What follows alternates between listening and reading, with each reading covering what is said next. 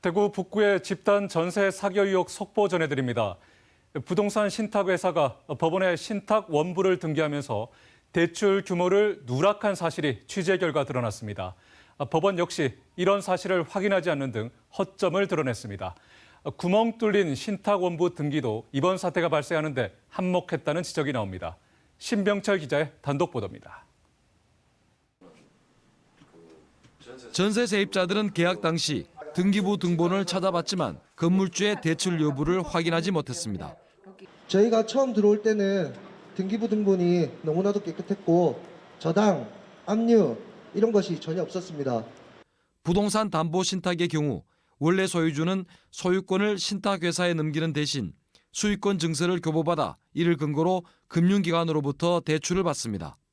북구 전세 사기 의혹의 건물주는 이런 방식으로 24억 원이 넘는 돈을 대구 모 신협으로부터 대출받았습니다. 하지만 전세 세입자들은 이런 내용을 알 길이 없었습니다. 신탁회사가 법원에 등기한 신탁원부에는 신협으로부터 받은 대출 규모가 누락됐기 때문입니다.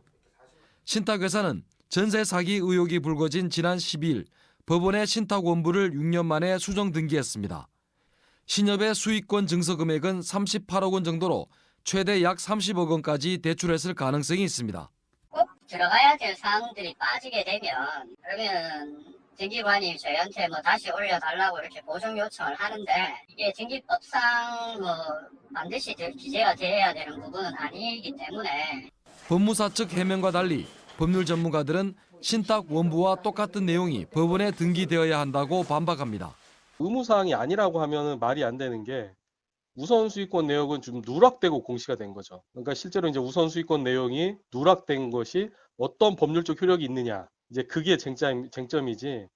대구지방법원 등기국은 신탁 원부에 적힌 페이지 숫자와 실제 페이지 수가 다른데도 별다른 조치 없이 등기한 사실이 드러났습니다.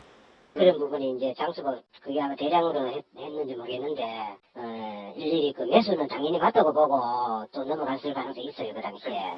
신탁 원부가 대출 규모가 빠진 채 6년 동안 법원에 등기돼 있는 사이 건물주는 신탁회사 동의도 없이 전세 세입자들과 임대차 계약을 한 겁니다.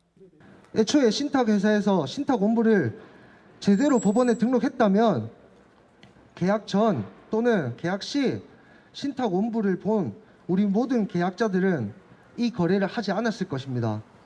대출 규모를 뺀 채 등기를 한 부동산 신탁회사의 납득할 수 없는 일처리와 법원에 구멍 뚫린 등기 업무 때문에 세입자들이 전세 사기 함정에 쉽게 빠질 수 있었다는 지적이 나오고 있습니다.